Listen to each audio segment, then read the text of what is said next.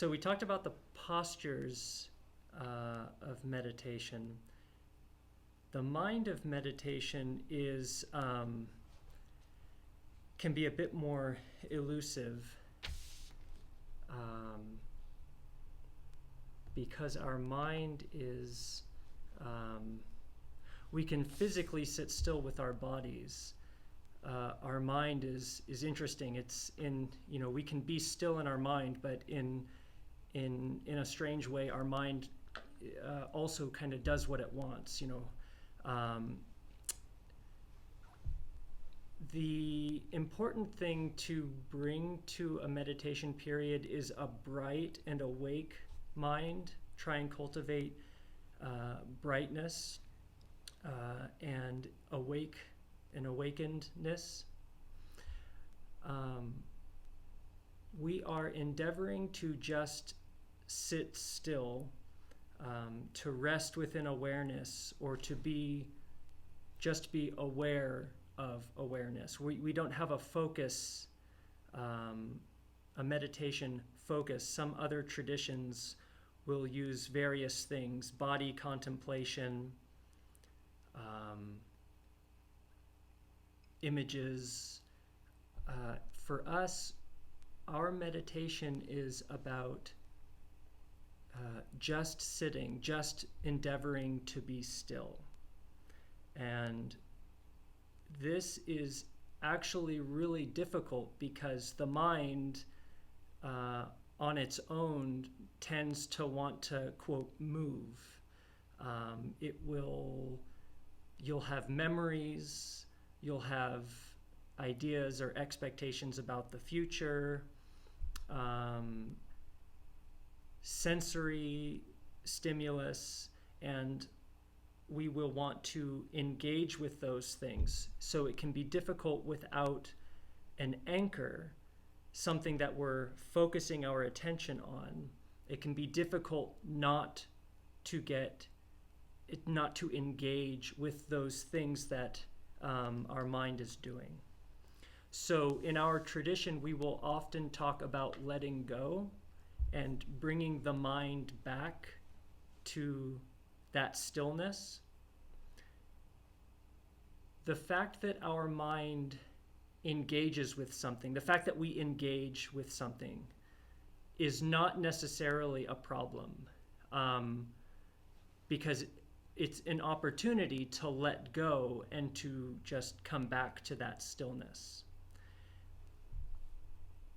If you find that your mind is really, really busy, it's really hard to just sit still and not engage with the various thoughts and ideas and things that are going through your mind, you can focus on your breath. I myself do this, and then endeavor to let that go. So say in my own practice, I will start out the meditation period perhaps and watch my breath. So I just am aware of, breathing in and breathing out. And that helps me kind of build this foundation of stillness and concentration. But I don't endeavor to hold that the entire time. At a certain point when I've kind of settled, I will let that go and I will just endeavor to sit there, not focusing on anything in particular, but just being aware. In one of our morning scriptures, it talks about it is like a great jeweled mirror. So sitting and observing our mind is an opportunity to look at ourselves by using this metaphor of a mirror, just seeing what is passing in front of this mirror, and the exercise of letting go. Memories, ideas about ourselves, again, expectations of the future, these ways in which our mind and our idea about ourself is constantly constructing something.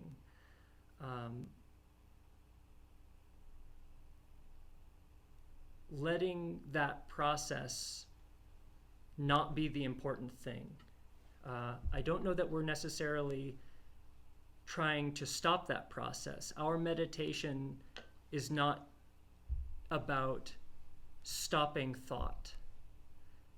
Our meditation is about finding that deeper place which rests beneath that process of thought. This is important, and I think Reverend Valora is going to talk about this later. This is important because in our tradition, meditation is not something that we only do on the cushion. Meditation is something that we are bringing into our daily life. Its use, its its purpose, the way that it helps us transform our lives is it becomes part of our life, and we begin to live life from that place of meditation, and we find that we create more space in our life, in our relationships, and in everything that we do, and this is how we lessen suffering for ourselves. This is how we find peace. Faith is a very important part of our practice, of meditation practice. Faith that sitting down and looking at a wall is actually going to do something for us. It takes time. And I don't know that, we hear, at least I hear often, that we're a poor judge of our own training. We cannot really appreciate how we're changing, in what way we're changing. We have to have faith that that process is happening. Meditation, if you imagine the practice as a plant or a tree, meditation is like the roots. That work happens underground, unseen. We don't see directly the fruits of meditation. Those roots are growing in the dark. But we see the results of that, using the tree metaphor. The tree sprouts, it grows, it produces leaves, it bears fruit. But we never actually see those roots. And meditation, I think, is similar. If you try and think about or see or conceptualize your meditation or your meditation practice, it's really kind of an enigma. I don't know that that's even helpful, really. And again, so that's where faith comes in, that the very act of sitting down and looking at the wall, it is doing something, it is worth something. Our intention is extremely important. Our intention, like I was saying at the beginning, to be bright and to be awake. Our intention to meditate is very important, perhaps even more important than sitting correctly. Like Reverend Valora was saying, you don't want to sit with any pain in your body, and it'll take time for you to get to learn your bodies and to get comfortable with your meditation practice and to find out how to self-adjust. But don't burden yourselves with the thought of, am I sitting correctly or not correctly? Because although that's helpful, meditation is about our intention in sitting down, and our intention to be still and to let go of that mental process that we're constantly engaged in, and to try and return more deeply to that place of stillness.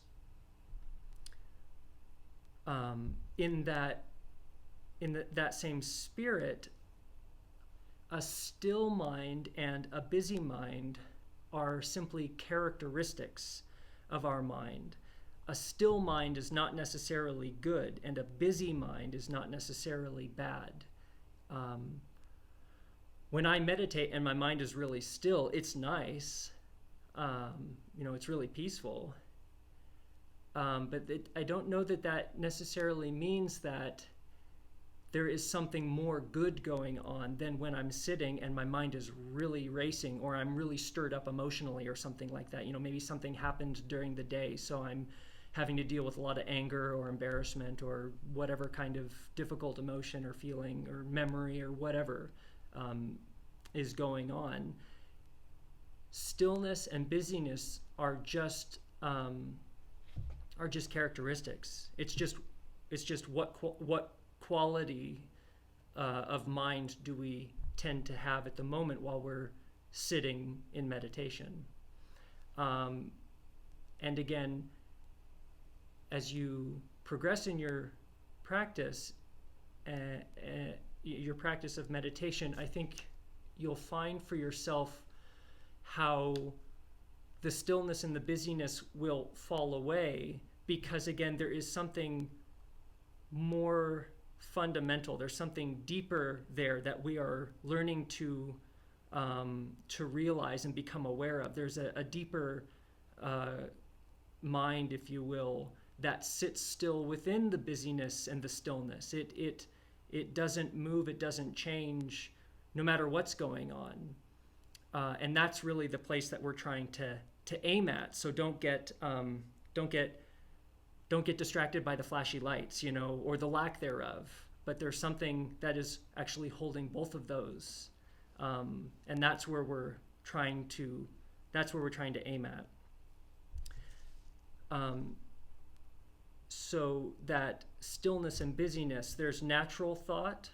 Okay, so our senses are always still going to be working while we're meditating. Your ears are working, your eyes are working. We don't close our eyes. Your nose is working. All your senses are working. You feel your body. So we are just sitting there being aware. Okay, we're just being aware of what we hear, what we smell, what we taste, just whatever our mouth tastes like, what our body feels like. Our mind in Buddhism, Buddhists consider the mind to be a sense organ. It's the sixth sense in Buddhism. So we're aware of what our mind is doing. And that's all okay. We're not trying, again, to stop our thoughts or stop our senses from working. They're just going to naturally work. And that's natural thought. That's okay. We're not encouraging you to try and get away from that.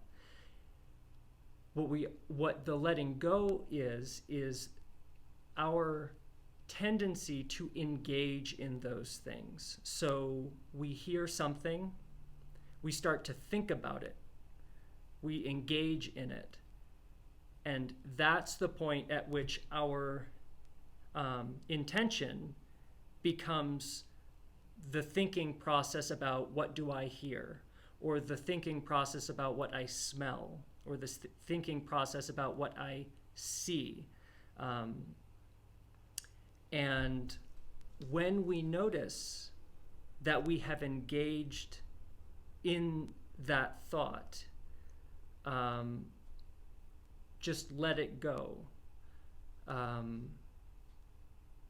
and try and return. If you could take a breath, like Reverend Valora was talking about, having the breath go up the spine, over the head, down the front. That's what I tend to do, is if I find myself engaged in something, I'll take a breath and I will just kind of recenter myself and try and come back to stillness. And inevitably, I'm going to hear something or think about something or whatever. Something is going to stimulate another thought, and I'm going to engage in that. And so I then bring myself back. I see it, and I bring myself back. And actually, our meditation is a constant, every moment process of bringing yourself back to stillness, bringing yourself back to stillness. And in the beginning, it can be really difficult. It takes a lot of effort to bring yourself back and to not engage in that thought. As you progress, it will become easier and easier, and actually it will become more natural and more of a habit of just coming back.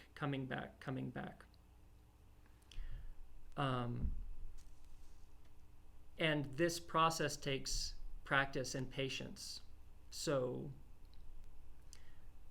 just give yourself the space to fall down and pick yourself back up. Give yourself the space to just explore this, let go of ideas about right and wrong, and just make this true for yourself.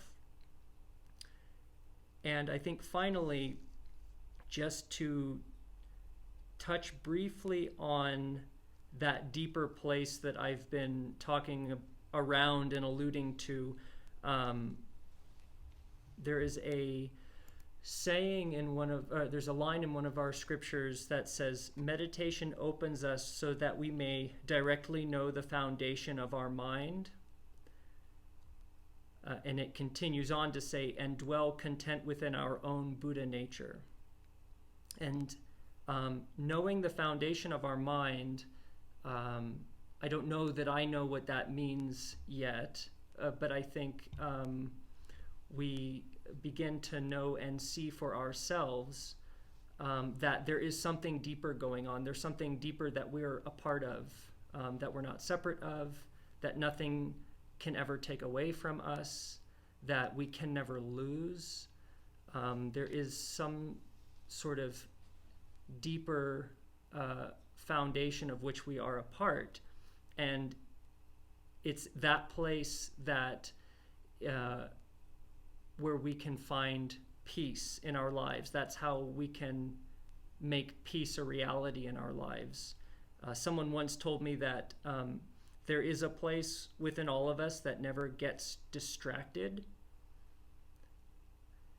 Meditation is learning to recognize and identify with and live from that place, not from the place of our thoughts and those engagements, which have practical use throughout the day. We have to think about things, we have to do things. But meditation is going to point us to that mind of stillness and learning to live from that place. And so when we sit in formal meditation, that mind that we are practicing to root ourselves in, that's that mind of stillness. And we do that by sitting still just within that awareness, not trying to think about anything, not trying to not think about anything, just sitting still. Do you have anything you want to add? I think something really small. That a good analogy for me is because as Reverend Allard mentioned, in our practice here we generally don't use koans, mantras, visualization, so it can be hard to know what to do with the mind. So just imagine you're sitting in meditation, you're sitting there grounded in the body, and an itch arises. When the itch arises, this is just like the mind. It's like a thought, a deliberate thought or something arising in the mind. So if I allow the itch to be there, if I don't scratch it, I just have my hands in meditation, eventually that itch will pass on its own. But if I engage with the itch, I start thinking about, oh my gosh, my shoulder is so itchy and all I want to do is scratch it, it gives it energy. This is just like a thought, deliberate thoughts or natural thoughts that arise in the mind. Natural thoughts are not the problem in meditation. It's when we get into deliberate thought. So the itch is the analogy of the natural thought, but as soon as I engage with that and I start thinking about the itch, it becomes deliberate thought. And just like with the mind, if I allow the itch to be there, eventually it will pass on its own. It's just fleeting. It's just like the emotions and feelings that arise. Eventually, that pain, that sorrow, grief, even happiness, those things probably will arise in meditation. And if we don't engage with them, we just allow it to be there without thinking about how terrible it was, what happened, maybe at work today, or, actually it's just the being with whatever it is, the being still within whatever it is. That's the basic thing we're doing in our meditation, just bringing our mind back to being grounded in the body. And as soon as I notice that I'm thinking about what I need to do in the kitchen tomorrow, all those types of things, I just come back to being grounded in the body, maybe take a couple of breaths. And So I just wanted to mention that because somebody had told me that analogy about an itch years ago. I was like, oh yeah, that makes total sense. If that's helpful, I just wanted to mention Thank that. you. My favorite little point about that.